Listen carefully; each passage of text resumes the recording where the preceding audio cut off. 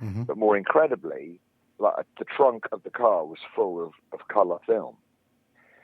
So off these girls went from Geneva down to like Bulgaria, got a ferry across the Black Sea to Turkey, and then drove through Turkey and Iran and Pakistan. Well, it wasn't Pakistan, was it? And Afghanistan and into India. And everything they encountered on the way, they filmed it in this glorious colour.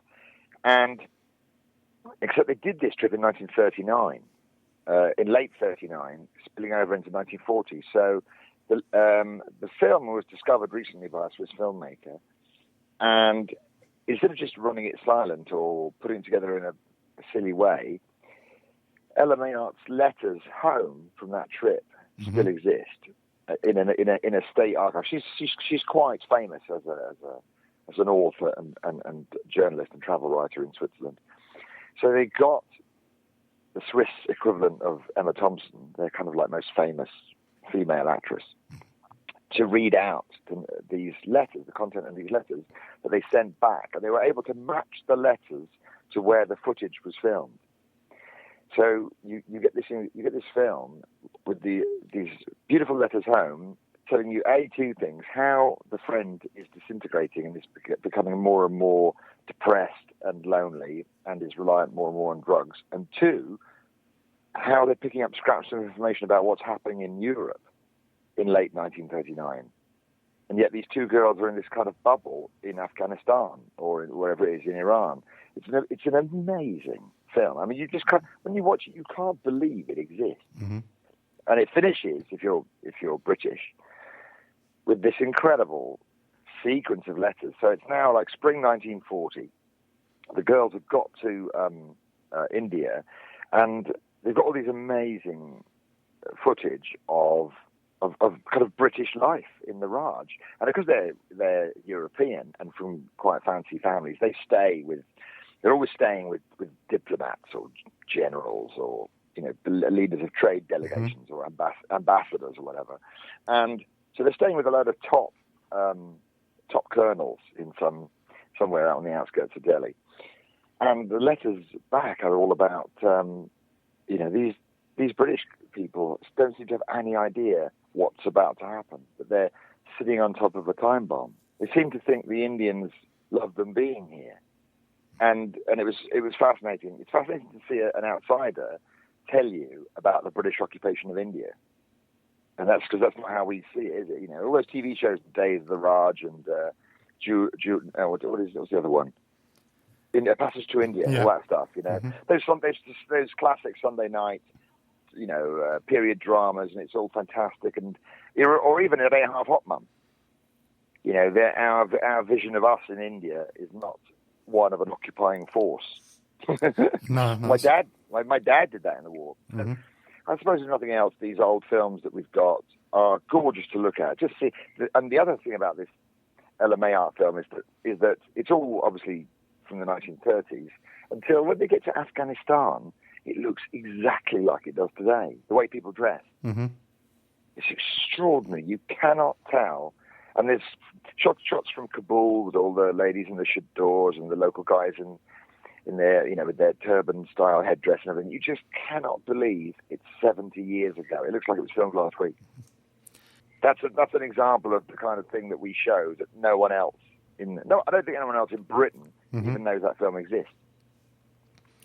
Sounds a fascinating film. I do love history, and I know people who wouldn't even drive into London, let alone drive across Europe to go to India. They wouldn't do it. Yeah, with a drug addict.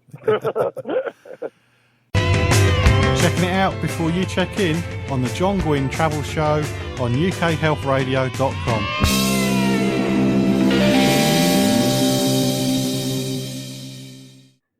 Still to come on the Travel Show, there's travel news, and yet again it features a survey which sole purpose is to get free publicity for the company that paid for the survey to be carried out. And this week it's Expedia, and they're going to tell us which traveller or holiday maker annoys us the most when we're away. So do stay tuned to hear the results of that.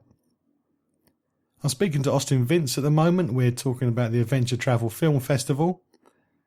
Austin gets sent around 200 films a year, all asking to be shown during the festival. I was obviously interested to know how he narrows the films down and whether it's still him and his partner that makes the final decision. Exactly that, yeah. We watch them all. We watch absolutely everything we get sent. Mm-hmm.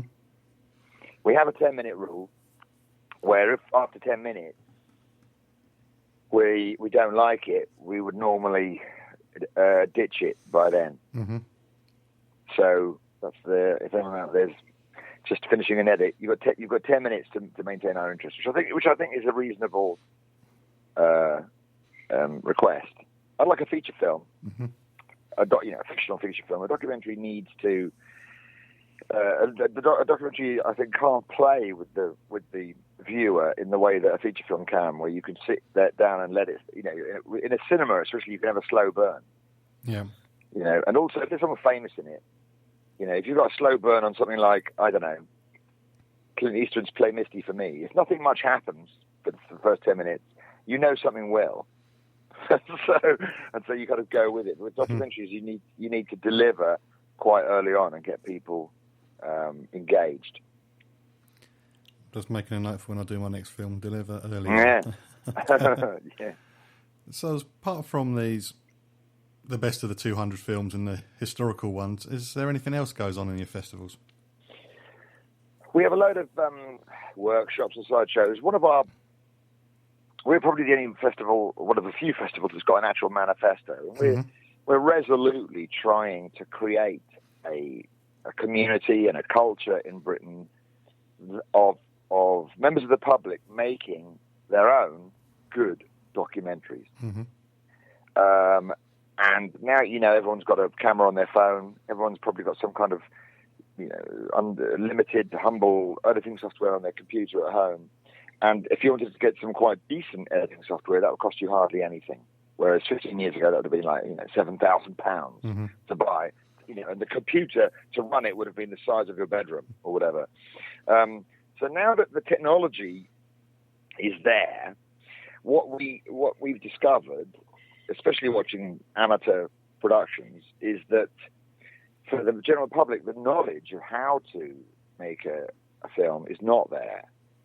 So we put a lot of effort into not only encouraging people to make their films, but we do a lot of workshops, which people can attend. We do a basic one that I lead about it's just called How to Make a Film of Your Adventure. It's just mm-hmm. an hour and a half presentation, but that's, enough to get you started. It's amazing.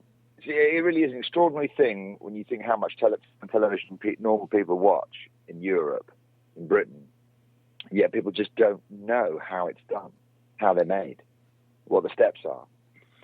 And the analogy that we make is with making a spaghetti bolognese. Mm-hmm. I would imagine that if you sat down and ate a spaghetti bolognese, you'd probably say to your host or whoever cooked it, "Oh, this is lovely, thank you very much." And you'd look at it and you'd think, "Oh, well, I can see the mint sauce, I can see the spaghetti, I can see some bits of tomato." And you'd have a rough idea of what it was you were eating. Yet, with documentaries, the public actually don't seem to have that skill. They watch films, but no one knows how they're put together, what the recipe was, if you pardon the expression. Yeah. And so, we teach that. That's a big part of the festival. It's voluntary. If you don't want to make a film, that's fine. You're not made to sit at the back. And we have some fun things, so we have a yoga workshop with a guy who does a load of knots and lashings. He's a real character, a really fun guy. He's like the scout leader you wished you had mm-hmm.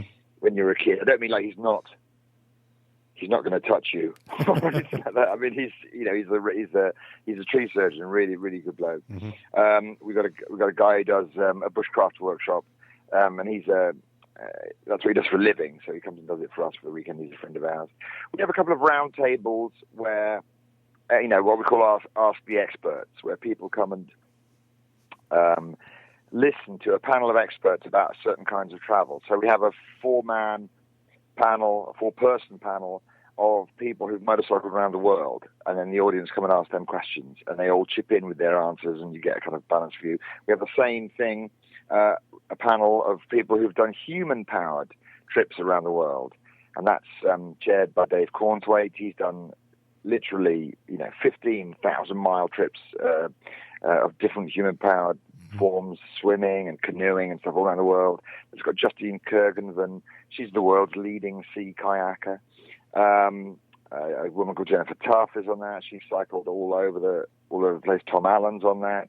He's a guy that's bicycled around the world and done loads of long distance walking and bicycling trips.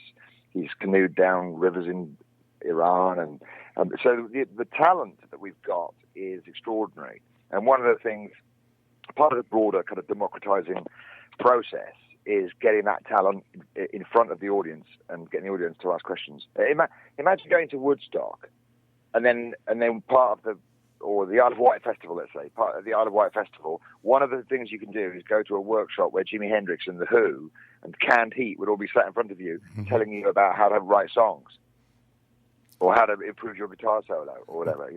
That's very much, that's what we're trying to do. Okay. You're listening to The Travel Show with John Guinn on ukhealthradio.com. Don't forget, Travel News features a survey telling us which holiday makers annoy us the most when we go away, although I'm pretty sure you have a good idea yourself already. As I mentioned at the beginning of the show, only a few times have I ever asked a question which has gone down the wrong way, so we say. Vampires was the first one, and this time it was asking about equipment. And I've decided to leave the whole question in just so they can remind me to be more careful with my question selections next time. I do pride myself on asking questions nobody else does, but every now and again a standard run-of-the-mill one comes through, and this was it. So I've left that in. But anyway, let's continue a conversation with Vince Austin from the Adventure Travel Film Festival. A few moments ago you said that people now use their phones and there's quite easy to get some equipment. Is there any sort of basic equipment you recommend that somebody uses? No. Because to go back to the analogy with making a good spaghetti bolognese, if I said, how does this sound if I said this to you? I'm not much of a chef, so I'm gonna learn how to make spaghetti bolognese. I'm gonna try to make a really good one, and I've got a recipe from the internet, and a friend of mine is going to help me. What saucepan should I buy? Can you see my point? Yeah. Yep. So, and you have asked me, John, the question that everybody asks, and I get contacted by magazines with people asking me to write articles about what camera to buy. And it's an extraordinary demonstration of how people don't realise that the way films are made is nothing to do with what camera you own or what editing software you own. Just as a brilliant spaghetti bolognese is nothing to do with what kind of cooker you've got in your kitchen, how big your kitchen is, or what kind of saucepan or knives you're using. It's all about the ingredients and what you do with them. And that's at one level easy to teach, but it's slightly hard to teach as well. It takes a lot of practice. But like all skills, making a film is a skill, and any decent teacher will tell you that every skill can be learned. Yep.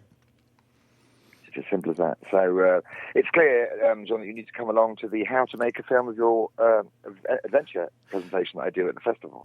It does, yeah. I was just making a note. Never ask a filmmaker what equipment to buy ever again. Well, it depends. It depends what they. But in particular, I didn't mean to be too glib, but if you already knew how to make a film,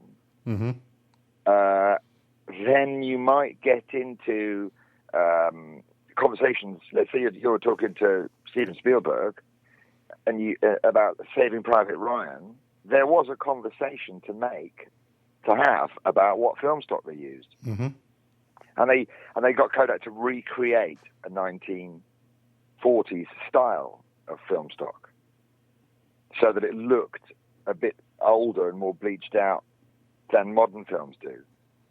But that's what you're talking about at the highest end there. But for the man in the street, like you or me, if we want to make a film, the technical equipment side of it is utterly irrelevant.